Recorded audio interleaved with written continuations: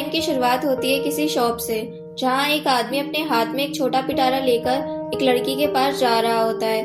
उस पिटारे के अंदर काफी सारे गोल्ड कॉइन्स होते हैं। उन पैसों को देखकर वो लड़की काफी ज्यादा खुश हो जाती है और कहती है कि इससे आराम से हमारी पूरी सर्दियां कट जाएंगी। तो फिर वो आदमी उससे कहता है कि ये सब कुछ तुम्हारी ही मेहनत से है। अब ये बताओ कि क्या तुम्हें लगता है हम थियो को फाइनली उस प्रेस्टीजियस सप्लायर में भेज सकते हैं? तो फिर वो औरत उससे कहती है कि हाँ, क्यों नहीं, जरूर। हम जब वापस जाएंगे तो हम उसे ये न्यूज़ बता देंगे। वो काफी ज्यादा एक्साइटेड हो जाएगा। तभी कोई जोर जोर से दरवाजा पीटने लगता है। तो फिर वो औरत कहती है कि हमने तो आज के लिए ऑलरेडी क्लोज कर दिया है। तो फिर वो आदमी कहता है कि मैंने तो दरवाजा पहले ही लॉक कर दिया था, तो फिर कोई यहाँ तक कैसे आ गया? तभी अचानक से दोनों काफी ज्यादा पैनिक में आ जाते हैं और बहुत ज्यादा डर जाते हैं। और फिर एक फुसफुसाहट की आवाज आती है। तभी सीन चर्च पर शिफ्ट हो जाता है। प्रीस्ट अपनी प्रेयर कर रहा होता है। तभी उसे पीछे से आवाज आती है कि क्या मैं डिस्टर्ब कर रहा हूँ? तो फिर प्रीस्ट बिना पलटे ही जवाब देता है कि हाँ, बिल्कुल तुम कर रहे हो, इसलिए अच्छा होगा कि तुम कुछ वर्दी बात करो। फिर वो पलटता है और कहता है कि अरे रोमियो, ये तो तुम ही हो। और फिर उससे पूछता है कि बताओ तुम आखिरकार यहाँ क्यों आए हो? तो फिर रोमियो कहता है कि ये काफी ज्यादा डिस्गस्टिंग है और मुझसे इस तरीके से बात करना बंद करो, जैसे कि मैं तुम्हारा कोई असिस्टेंट हूँ। तो प्रीस्ट उससे कहता है कि ऐसा बिल्कुल नहीं है, तुम तो मेरे लिए मेरे बेटे की तरह हो। तो फिर रोमियो उससे कहता है तो मैं इसे ये समझ रहा हूँ कि मुझे यहाँ से चले जाना चाहिए। तो फिर प्रीस्ट उससे कहता है कि क्या तुम एक मजाक भी सहन नहीं कर सकते? तो फिर रोमियो उससे कहता है कि मैं दरअसल यहाँ पर तुम्हारा ऑफर एक्सेप्ट करने आया हूँ। तो प्रीस्ट उससे पूछता है कि आखिरकार तुमने मेरा कौन सा ऑफर एक्सेप्ट नहीं किया है? रोमियो से जवाब देता है कि मैं इस मैटर पर जूलियट के ओपिनियन का वेट कर रहा था। प्रीस्ट उससे कहता है कि अच्छा, वो लड़की तो हमारे प्लान का काफी ज्यादा इम्पोर्टेंट पार्ट है। तो फिर रोमियो उससे पूछता है कि तुम आखिरकार मुझसे ज्यादा इम्पोर्टेंस उसे क्यों देते हो, जबकि ये तो अननेसेसरी है। तो प्रीस्ट कहता है कि आखिरकार वो तुम ही थे जो 4 साल पहले मुझसे मदद मांगने आए थे, और वो तुम ही हो जो दोनों फैमिलीज को टेक ओवर करना चाहता है। और इसी के साथ वो लड़की काफी ज्यादा अनप्रिडिक्टेबल है। उसकी इमोशंस कॉन्स्टेंटली शिफ्ट करती है, जैसे कि तूफान के अंदर वेव्स करते हैं। तो फिर रोमियो कहता है कि उसे डील करना मेरी जिम्मेदारी है, आपको किसी और चीज के बारे में चिंता करनी चाहिए। तो प्रीस्ट उससे चिढ़ते हुए कहता है कि आखिरकार तुम कहना क्या चाहते हो? तो रोमियो प्रीस्ट की तरफ आगे बढ़ते हुए कहता है कि आपको जो पूरा मिरेकल वाला आइडिया था, ये तो बिल्कुल भी ठीक से वर्क नहीं कर रहा है। हम इस चीज पर उतने लोगों को भरोसा नहीं करवा पाए जितना कि हमने सोचा था। रोमियो गुस्से से कहता है और बस यही नहीं, बल्कि जब हम सिटी के बाहर थे तो वहाँ के लोगों ने हमें उस जगह ह्यूमिलिएट करके वहाँ से भगा दिया। तो फिर प्रीस्ट उससे कहता है कि तुम आज भी उतना ही इम्पेशेंट हो जितने की पहले थे। तो फिर रोमियो उस पर तंज कसते हुए कहता है तो क्या मुझे एक असली मुर्दे की तरह रेस्ट करना चाहिए? एक काम करो, क्यों ना तुम खुद कुछ सालों के लिए डेड होने का प्रिटेंड करो और फिर वापस आना, उसके बाद हम बात करेंगे पेशेंस के बारे में। तो प्रीस्ट उससे चिढ़ते हुए कहता है कि फालतू बात करना बंद करो, आने वाले केओस के सीड्स ऑलरेडी प्लांट कर दिए गए हैं। अब तुम क्या चाहते हो, तुम्हें इमीडिएटली फ्रूट मिल जाए? फिर वो आगे कहता है तुम्हें उन सीड्स को नर्चर करना होगा और तुम्हें उनकी केयर करनी होगी। हमने जो भी प्रीवियस स्टेप्स लिए थे उन्होंने हमें इस पॉइंट तक तो पहुंचा दिया है कि अब हम चीजें शुरू कर सकते हैं, और अब आगे जाकर हमें कोई भी नहीं रोक पाएगा। एक ऐसा किंगडम जो एक ग्लास से बनाया हो, उसे तोड़ पाना बहुत ही ज्यादा आसान होता है। तो फिर रोमियो प्रीस्ट से कहता है कि मुझे भरोसा है कि तुम कुछ ना कुछ जरूर बड़ा प्लान कर रहे होगे ताकि तुम अपने शब्दों को प्रूफ कर सको। तो प्रीस्ट एक एविल फेस बनाते हुए कहता है कि ये तो तुम देख ही लोगे। सीन शिफ्ट होता है और वो दोनों चर्च में आगे बढ़ रहे होते हैं। तभी उनके सामने एक आदमी एक बच्चे को लेकर खड़ा हो जाता है। तो फिर प्रीस्ट उस आदमी से पूछता है कि अब ये कौन है? तो फिर वो आदमी उस बच्चे को इंट्रोड्यूस कराते हुए कहता है कि ये थियो है और ये अब एक ऑर्फन बन चुका है। आज रात इसके पेरेंट्स कुछ डकैतों का शिकार बन गए। तो प्रीस्ट उस बच्चे को कंसोल करने लग जाता है। फिर वो आदमी प्रीस्ट से शुक्रिया कहता है और कहता है कि मुझे इसे अब रूम में ले जाना चाहिए। इसे सुनकर रोमियो और प्रीस्ट वहाँ से जाने लगते हैं। रोमियो प्रीस्ट से कहता है कि मुझे नहीं पता था तुम एक ऑर्फनेज चलाते हो। तो प्रीस्ट रोमियो से कहता है कि जिस तरीके से हमारे शहर में क्राइम्स होते जा रहे हैं, इसकी वजह से काफी सारे बच्चों की फैमिली खत्म होती जा रही है, उनके पास रहने और खाने की भी जगह नहीं होती है। तो इस चीज के लिए रोमियो फिर उसे गुड लक बोलता है और वहां से जाने लगता है। तभी पीछे से प्रीस्ट उससे कहता है बच्चे से याद आया, मुझे कैपुलेट फैमिली में भी एक बच्चा है और वो तुमसे काफी क्लोजली रिजेंबल करता है।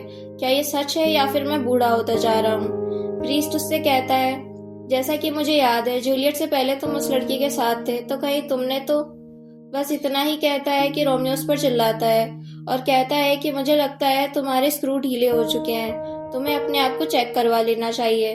फिर रोमियो हंसते हुए कहता है कि मैंने उस लड़की से आज तक कभी बात भी नहीं करी, उसके साथ मेरा बच्चा होना तो बहुत दूर की बात है। तो फिर प्रीस्ट उससे माफी मांगता है और कहता है कि तुम जा सकते हो, मुझे विश्वास है तुम्हें आने वाले दिन अच्छे लगेंगे। रोमियो मुस्कुराते हुए उसे जवाब देता है कि मुझे भी यही उम्मीद है। रोमियो बाहर आ जाता है, तभी उससे उसके साथी कहते हैं कि उस फ्रायर ने तो तुम्हें ऑलमोस्ट पकड़ ही लिया था, वो काफी ज्यादा बोलता है। रोमियो कहता है कि वो सिर्फ मेरे पास्ट की कुछ गलतियां हैं, मुझे उम्मीद है कि वो बच्चा जल्द ही मेरे काम आएगा, पर फिलहाल के लिए मैं प्रीस्ट को मेरी कमजोरी नहीं ढूंढने दे सकता जिसे वो मेरे अगेंस्ट में यूज कर सकता है। और फिर वो आगे उन दोनों से कहता है कि इस चीज का ध्यान तुम दोनों को ही रखना पड़ेगा। तो फिर वो दोनों उसे देखने लगते हैं और यहीं पर हमारा सीन शिफ्ट हो जाता है। हम देखते हैं कि प्रिंस काफी ज्यादा परेशान होता है और फ्रस्ट्रेशन से कहता है, तो आखिर में शेर ने अपने फैंक्स दिखा ही दिए।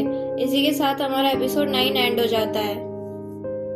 एपिसोड 10 की शुरुआत होती है एक हॉल से, जहाँ पर लोग डांस कर रहे होते हैं और एंजॉय कर रहे होते हैं। उस पार्टी में हम देखते हैं कि पेरिस, रोज और प्रिंस तीनों एक साथ बैठे होते हैं। प्रिंस कहते हैं कि ये हमारी सेलिब्रेशन का तीसरा और आखिरी दिन है और मैं अभी अभी अपने ऑफिशियल्स के साथ मीटिंग से वापस लौटा हूँ और बस वहाँ पर सभी लोग सेम ही चीज के बारे में बार बार बात कर रहे थे। तो आगे प्रिंस कहते हैं कि क्या ये लोग मुझे कुछ देर चैन से नहीं रहने दे सकते हैं? तो पेरिस प्रिंस से कहते हैं कि क्या तुम्हें इस बारे में पहले से ही पता था कि ऐसा होने वाला है? तो प्रिंस जवाब देते हैं कि हाँ, पर मुझे नहीं पता था कि इस स्केल पर सब कुछ होगा। तो रोज उनसे कहती है कि क्यों ना तुम कुछ देर रेस्ट कर लो। तो फिर प्रिंस उससे कहते हैं कि रोज तुम्हारा शुक्रिया मेरे बारे में इतनी चिंता करने के लिए, लेकिन मैं अभी ये सब कुछ नहीं कर सकता हूँ क्योंकि शहर में घुसपैठ काफी ज्यादा बढ़ चुका है।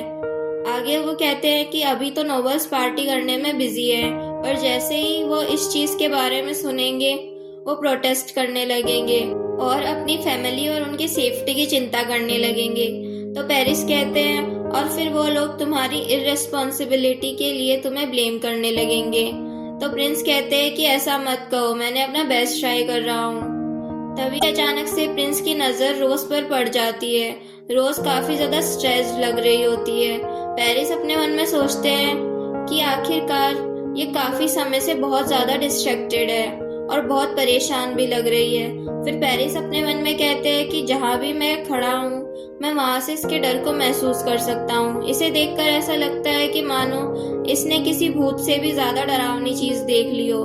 फिर उन्हें याद आता है कि उस समय भी ऐसी ही लग रही थी जब उसने रोमियो से मीनो को छुपाया था, और उस दिन पार्टी में भी वो अपने मन में सोचने लगते हैं कि आखिरकार रोमियो मोंटाग ने इसके साथ ऐसा क्या किया है जो ये हमेशा इस तरीके से रिएक्ट करती है जब भी वो उसके आसपास होती है। इसे ऐसे देखना मुझसे बर्दाश्त नहीं होता, मेरे सीने में जलन हो रही है इसकी मदद करने की इच्छा से, पर मुझे चिंता है कि मैं वो नहीं कर सकता हूँ जो कि जरूरत है। मेरे मन का आधा हिस्सा इसकी मदद करना चाहता है और इससे पूछना चाहता है कि आखिरकार क्या हुआ है, जबकि आधा हिस्सा नहीं चाहता कि मैं ऐसा करूं, क्योंकि एक पॉसिबिलिटी है कि मैं इसे और ज्यादा परेशान कर दूंगा ऐसा करके। पेरिस उसे साइड से देखते हैं और उसके रिएक्शंस और एक्सप्रेशंस को समझने की कोशिश कर रहे होते हैं। तभी उनकी नजर पड़ती है जूलियट और रोमियो मोंटाग पर, जिन्हें देखकर पेरिस खुद भी काफी ज्यादा स्ट्रेस में आ जाते हैं और दुखी होते हुए अपने मन में सोचते हैं कि मैं होपलेस हूँ। प्रिंस आगे कहते हैं, जैसा कि मैंने कहा, जो रिपोर्ट्स मुझे मिली थी उनके मुताबिक जो भी ये घुसपैठ और लूटपाट हो रही है ये उन्हीं लोगों के थ्रू हो रही है जिन लोगों ने नोबल्स की जमीनों पर कंट्री साइड में काम किया है। तो ये एक नया इशू नहीं है, बल्कि ये तो मेरे ही काउंटलेस नेग्लिजेंस की वजह से शुरू हुआ है, क्योंकि मैंने नोबल्स के अपील्स को प्रायोरिटाइज किया था और ये सब कुछ उस कांस्टेंट एक्सप्लॉइटेशन का नतीजा है जो उन लोगों ने, झगड़ालू लैंडलॉर्ड्स ने किया है और उन लोगों को अप्रोप्रिएट अमाउंट नहीं पे करी है, और इतनी कम इनकम के साथ इनके जेब से टैक्सेस के नाम पे भी काफी ज्यादा पैसे लूटे गए हैं जो कि रिडिकुलसली बढ़ते ही जा रहे हैं। तभी अचानक से प्रिंस कहते हैं कि रुको, और उन दोनों पर चिल्लाते हुए कहते हैं कि तुम दोनों इतनी देर से मेरी बात बिल्कुल भी नहीं सुन रहे हो, क्यों है ना। तो फिर वो दोनों अपनी सफाई देने लगते हैं और रोज कहती है कि मैं काइंड ऑफ थोड़ा थोड़ा सुन रही थी। और पेरिस की, मुझे पता है तुम फार्म पर जाने के लिए अपनी प्लानिंग बता रहे थे। प्रिंस पेरिस पर चिल्लाते हुए कहते हैं कि ये तो मेरी बात के आसपास भी नहीं है। तभी अचानक से म्यूजिक चेंज हो जाता है। पेरिस कहते हैं कि ये तो काफी अपबीट म्यूजिक है और ये तो वेस्ट होगा अगर हम इस पर डांस नहीं करेंगे तो। तभी बाकी लोग भी वहाँ डांस करने लग जाते हैं और वो तीनों भी खड़े होकर आगे बढ़ने लगते हैं। पेरिस रोज के पीछे पीछे चलने लगते हैं। तभी ट्यून फिर से चेंज हो जाती है और रोज अपने मन में सोचती है कि ये तो वही फेमिलियर ट्यून है, उन्हीं फेमिलियर फेसेस के साथ। और फिर वो अपने ख्यालों में खो जाती है जहाँ वो रोमियो के साथ थी। तभी वो एकदम से सामने देखती है तो रोमियो बिल्कुल उसके सामने खड़ा होता है और उसे डांस करने के लिए पूछ रहा होता है। इस चीज से पेरिस को काफी ज्यादा गुस्सा आने लगता है। रोमियो रोज की तरफ अपना हाथ बढ़ाने लगता है तो रोज उससे गुस्से से कहती है कि क्या तुम गलत कैपुलेट से ये सवाल नहीं कर रहे हो। तो रोमियो उसे जवाब देता है कि ऐसा नहीं है, जूलियट अभी रेस्ट कर रही है, तो तुम जानती ही हो कि वो कितना जल्दी थक जाती है। फिर वो आगे कहता है कि चलो भी, ऐसा नहीं है कि हम लोग स्ट्रेंजर्स हैं, हम पहले भी काफी अच्छे दोस्त रह चुके हैं। फिर रोमियो रोज के कान में कहता है कि मुझे विश्वास है कि तुम माहौल खराब नहीं करना चाहोगी। पेरिस उन्हें इंटरप्ट करने आगे जा ही रहे होते हैं कि प्रिंस उन्हें रोक लेते हैं। रोमियो आगे जाता है और कहता है कि क्या तुम पुराने समय के लिए ही सही, क्या तुम हाँ नहीं करोगी। तो रोज मान जाती है। रोमियो रोज को अपने साथ ले जाने लगता है, जिस चीज से रोज काफी ज्यादा इरिटेटेड होती है और पेरिस और प्रिंस बस उसे देख रहे होते जाते हुए। प्रिंस पेरिस से कहते हैं कि शांत हो जाओ, वो इतने सारे लोगों के बीच में उसे कुछ भी नहीं करेगा। तो पेरिस जवाब देते हैं कि मैं जानता हूँ ये चीज तो। प्रिंस उससे पूछते हैं कि फिर आखिरकार तुम इतने परेशान क्यों हो। पेरिस फ्रस्ट्रेशन से जवाब देते हैं कि मुझे भी बेटर फील होता अगर मेरे पास इस सवाल का जवाब होता तो। पेरिस दूर खड़े रोमियो और रोज को डांस करते हुए देख रहे होते हैं। वो दोनों काफी अच्छा डांस कर रहे होते हैं, जिन्हें देखकर साफ पता चल रहा होता है कि जैसे उन दोनों ने पहले इस डांस को प्रैक्टिस की हो, मानो जैसे कि ये अपने यादों के बेसिस पर डांस कर रहे हो, जैसे कि इनकी बॉडीज म्यूजिक की इन बीट्स पर और एक दूसरे के साथ ऑलरेडी ही ट्यून्ड है। और सभी लोग बातें बनाने लगते हैं कि शायद ऐसा इसलिए है क्योंकि वो सभी स्पेकुलेशंस सही हैं, क्योंकि स्ट्रेंजर्स इस तरीके से डांस नहीं कर सकते हैं जैसे कि वो एक दूसरे के साथ डांस करने के आदी हों। ये सब बातें सुनकर पेरिस वहां से जाने लगते हैं। सीन शिफ्ट होता है और हम देखते हैं कि पेरिस गार्डन में एक पेड़ के नीचे उदास खड़े होते हैं। तभी अचानक से उन्हें कुछ कदमों की आवाज आती है, तो वो देखते हैं कि जूलियट उनके नजदीक आ रही है। और एपिसोड 10 यहीं पर खत्म हो जाता है। आगे हम देखेंगे कि आखिरकार जूलियट पेरिस के पास क्यों आई होती है। वीडियो को यहाँ तक देखने के लिए आप सभी का धन्यवाद। प्लीज लाइक और कमेंट जरूर कर दीजिएगा।